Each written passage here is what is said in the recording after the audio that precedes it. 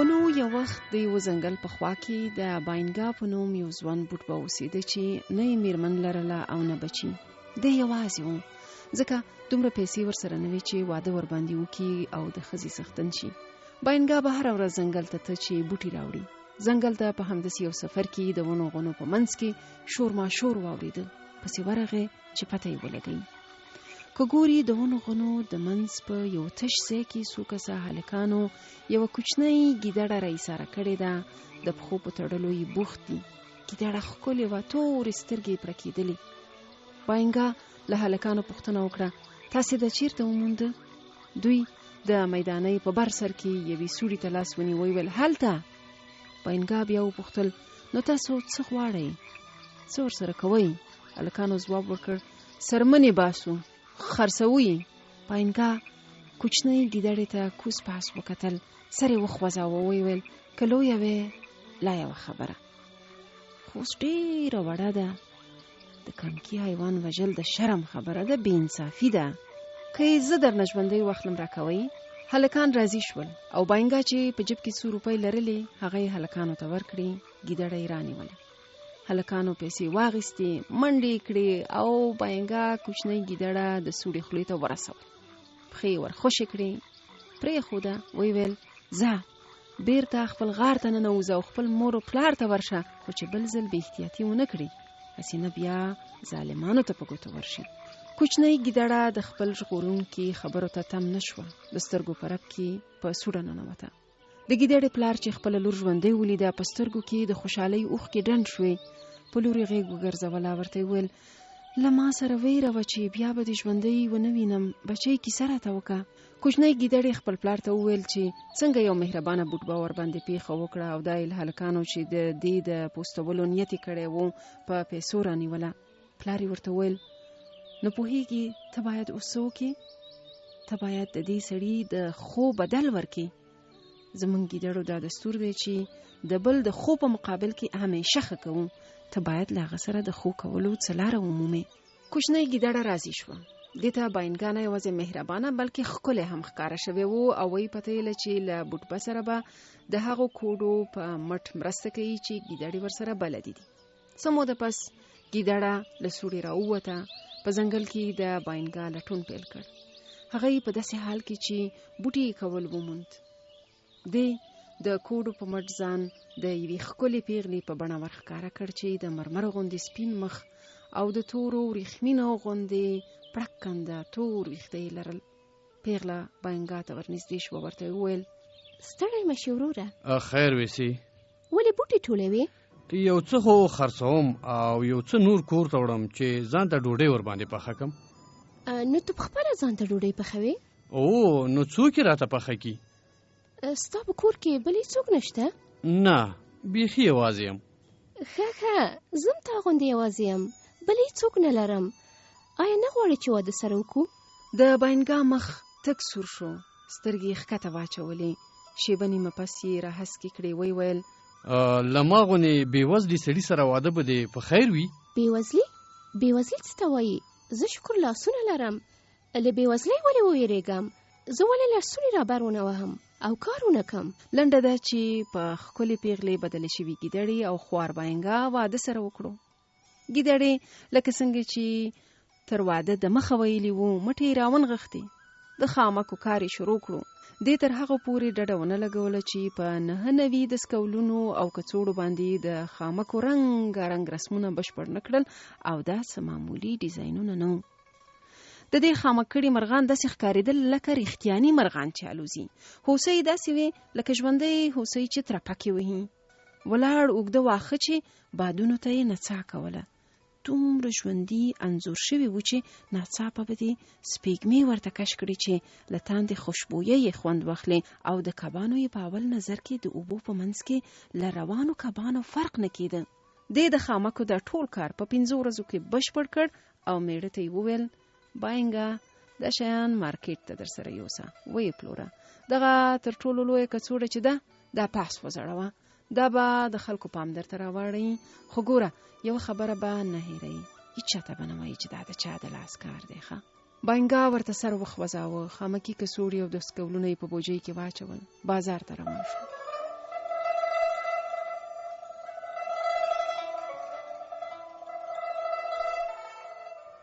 په بازار کې ډیره ګڼه ګوڼه وه، دومره ګڼه ګوڼه چې د خلکو بیخي اوږې سره لګېدې. د کومې میلې ورځ وه، هر لور ته دوکانونه لګېدلي وو، چا سرې غټې کجورې خرڅولې، چا نبات، چا لاسي کارونه خرڅلاو ته ایښي وو، ځینو له سرېښناکو وریجو رغېدلی کیک په پاڼو کې پیچلی راوړی وو چې ویې پلوري. د مالونو څښتنانو چغې وهلې، خپل مالونه یې ستایل، د خټکو خرڅونکو نارې وهلې چې خواږه خټکي دي او خواږه خټکي دي او خواږه خټکي دي. د ګلونو خرڅونکو په لوړ آواز د ګلونو د عطر تعریفونه کول، ترشي فروش قسمونه خوړل چې دا ترشي به بل ځای ونه مومئ. لنډه دا چې هیچا نه ویل چې شړومبې یې تروې دي. باینګا دا خرڅلاو چل او هنر نه وزده، له لارې چپ یو ځای کې ساده راور کړی و چې راوړي خامکي کارونه وپلوري. خو د ده له ښه بخته د خامک دوزیو او په تیره بیا د هغې غټې یوې خوشبویۍ ډېر لارویان د ده لور ته ورمات کړل او ښه ګڼه ورباندې جوړه شوه. یو پیرودونکي چې خامک دوزي شوې کڅوړه رانیولې وه او له هر ګوټه یې ورته کتل وویل عقل یې بیخي نه مني. زما زړه خو راته وایي چې د اسمان فرشتې هم دغسې خامک دوزي نشي کولی. ډېر وخت نه و تیر چې له هغې لویې کڅوړې پرته نور ټول مال وپلورل شو. په لوی کڅوړې باندې د ښار د کوټوال سترګې ولګېدې. کوټوال لوشي سن چې په لوی ټوکر باندې د خامکو کار ته کتل ویل باینګا دا به د چا کار وي؟ له باینګا څخه لاره ورکه شوه. ویل سیب د یو چا کار دی؟ کوټوال په تونده غاړه ورته وویل څوک؟ راوایخه د چا کار دی؟ باینګا ورته وویل یو څوک زه یې پیژنم. د کوټوال آواز نور هم لوړ شو څوک؟ نوم خو به لري؟ باینګا وویل زمونږ یو خپلوان دی. کوټوال وویل زه غواړم یو څو نور دغسې راته جوړ کړي، کیدای شي؟ باینګا ځواب ورکړ ولې نه، په دواړو سترګو. کوټوال وویل بله دا چې دغه کس به راښکاره یې. باینګا بیا ورخطا شو. زه سیب نه پوهېږم چې څنګه به شي. کوټوال وویل ته اوس زما حکم نه منې؟ هسې مې هم درته حساب خراب شو.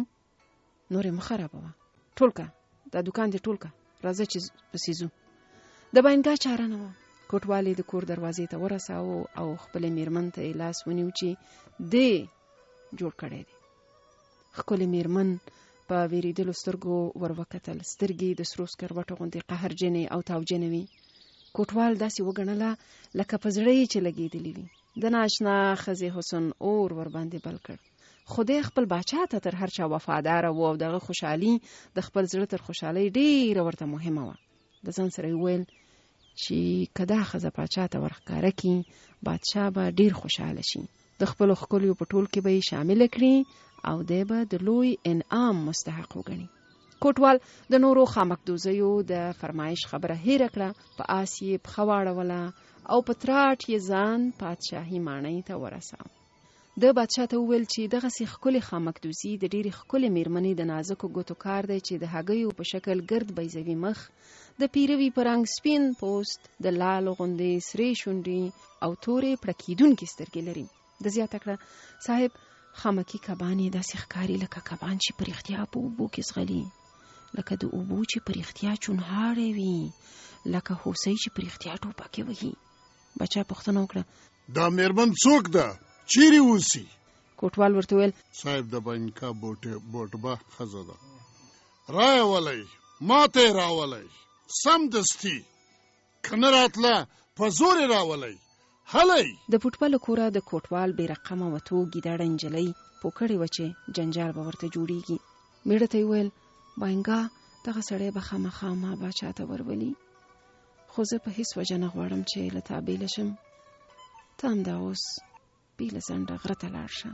هورې د بي په نوم د زیړو ګلو یوه ونه ده، د هغې پوټکی راوړه، سمدستي هله پاسه چې ناوخته نه شي. باینګا غره ته وخوت او د بي ونې له پوټکو ډکه ګونۍ یې کور ته راوړه. ګیدړې نجلۍ پوستکي له یو څو اوبو سره په یوه لوښي کې واچول، ښه یې وټکول چې خمیره شول. دغه خمیره یې په مخ او په نور بدن وموښله. ګیدړې له باینګا پوښتنه وکړه اوس څنګه ښکارم؟ باینګا ورته ویل داسې ښکارې لکه سخته ناروغه چې لکه زیړی چې دي وي. ساعت نیم پس کوټوال له څو کسه عسکرو سره را پیدا شو. ګیدړه نجلۍ ورسره دربار ته روانه شوه. دا د باچا د تخت خواته بې پروا ورتېره شوه. نه یې د درناوي لپاره ملا لینده کړه، نه یې ان سر ټیټ کړو. د باچا مخې ته یې نیغه ودرېده، ویل د باینګا بوټبه ښځه یم، ستاسې په حضور کې ولاړه یم. کوټوال باچا ته وکتل. د ګمان کاوه چې باچا به د دې نادرې ښکلا په لیدو سخت خوشحاله شي، خو د باچا په لیمو کې قهر او کرکه ښکارېدل. باچا چغه کړه، دا ناولې بې سیکې بې نوره ښځه وباسئ، اشپزخانې ته یې بوځئ، د اوبو د ایښولو کار ور وسپارئ. ګیدړې نجلۍ چې اشپزخانې ته روانه شوې وه باچا ته مخ واړوه، ویل صاحب یو عرض لرم. باچا ورته وکتل. دی وویل زه ناروغه یم، مرض مې اخیستونکی دی، ویریږم چې د دربار نور کسان راسره ناروغ نشي. باچا چې په لمن یې مخ پټاوه او د بل لاس په ګوتو یې پوزه نیوله، چغې کړې له درباره یې بیخي وباسئ، هلی چې ناجوړ مې نه کړي، هلی سمدستي. ګیدړه نجلۍ له حکم سره سم په ډېره بیړه د دربار له کلا وایستل شوه او دروازې ورپسې ژر پورې شوې چې حسینه راستنه نشي.